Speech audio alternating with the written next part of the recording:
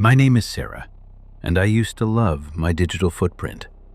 I was a lifestyle influencer on the rise, sharing my morning lattes, my jogging routes through Seattle, and the view from my floor-to-ceiling windows.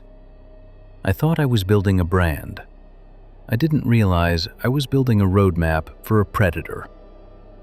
It started with a superfan named Watcher77. At first, it was just likes, every photo within seconds of posting. Then came the comments. They weren't creepy, just overly observant.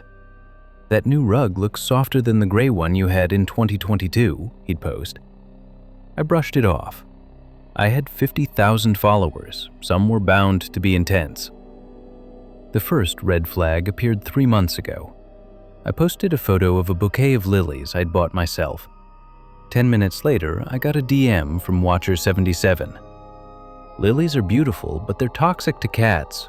Make sure Luna stays away from the vase." I felt a chill. I had never mentioned my cat's name on my new account. I had moved to a new apartment and started fresh. How did he know about Luna? I checked my old, archived posts from 4 years ago. Hidden in the background of one blurry photo was a bowl with Luna written on it in tiny letters. He had gone back years. He had studied every pixel. I blocked him. Blocking him was a mistake. It signaled that I had noticed him. It gave him the reaction he wanted. A week later, I was walking home from my favorite gym. It's a small boutique place with no signage tucked into a side street. As I reached my doorstep, my phone buzzed. An AirTag notification. "An unknown accessory has been traveling with you for some time." I emptied my gym bag on the sidewalk. I ripped open the lining, checked my shoes, my water bottle. Nothing. Then, I felt a small lump in the hem of my expensive yoga leggings. I sliced the fabric open with my house key. A small, silver AirTag fell onto the concrete. On the back, written in permanent marker, was a small 77. My hands shook so hard I couldn't get the key into the lock. He hadn't just found my gym. He had been close enough to me to slip a tracker into my clothes while I was in the shower. I went to the police. They were sympathetic but useless. "Unless he threatens you or shows up at your door, there isn't much we can do, Sarah. Change your settings. Get a dog." I did more than that. I went dark. I deleted Instagram. I stayed with a friend for 2 weeks. When I finally returned home, I felt like I was being watched by my own walls. That's when the glitches started.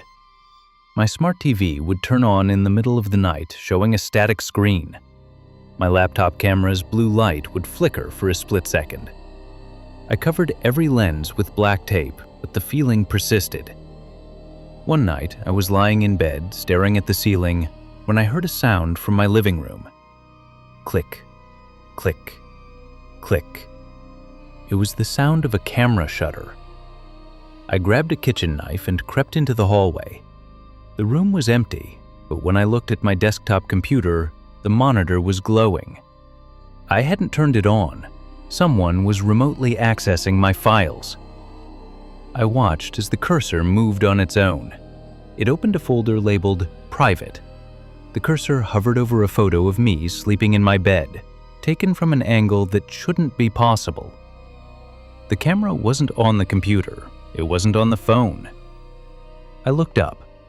Directly above my bed was a small, decorative vent.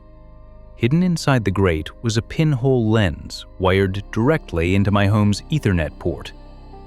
He wasn't just hacking my devices. He had been inside my apartment to install hardware. I didn't call the police this time. I knew he was watching the cameras. If I called for help, he'd vanish again. I needed to catch him. I pretended to go to bed. I lay under the covers, clutching my phone and a canister of pepper spray. Outside, a massive rainstorm was battering Seattle, the thunder masking the sounds of the city. At 2:14 a.m., the heavy oak door to my bedroom creaked open. I didn't breathe. I kept my eyes shut, my heart drumming against my ribs. I heard the wet squelch of a rain-soaked boot on my hardwood floor. He didn't go for my throat. He didn't go for my jewelry. He walked to the side of my bed and sat down. I could smell him, the scent of damp wool and something metallic, like copper. "I know you're awake, Sarah," he whispered. The voice was thin, reedy, like a broken instrument. "The tape on the cameras was a nice touch, but I don't need to see you through a lens anymore." I lunged. I sprayed the pepper spray directly where I thought his face was and rolled off the other side of the bed. He screamed, a high-pitched, inhuman sound, and began thrashing in the dark. I ran for the front door, but it was deadbolted from the inside with a key I didn't have. He had replaced my locks. I scrambled into the kitchen, the only room with a fire escape. I climbed out into the freezing rain, my pajamas soaked in seconds. I didn't look back until I reached the street.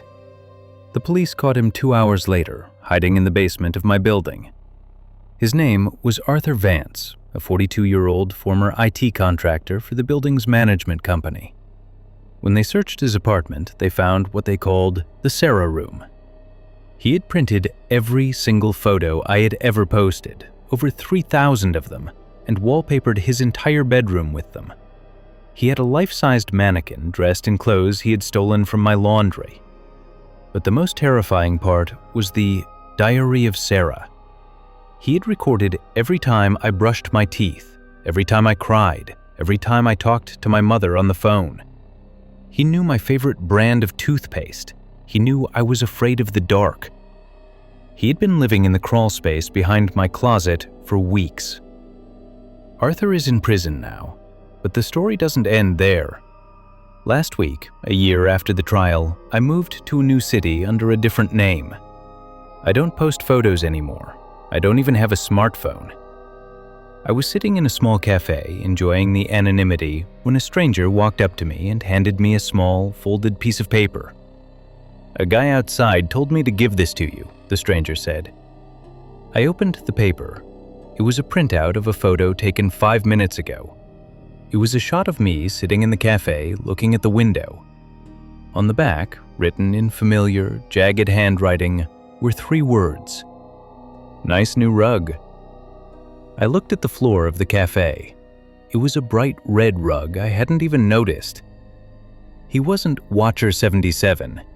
He was a part of a community, an online forum where men like him trade access to women's lives. Arthur was gone, but his success had been shared. I wasn't being stalked by a man anymore. I was being stalked by a network. Now, I don't look for one person. I look at everyone, because any one of them could be the next person waiting for their turn to watch.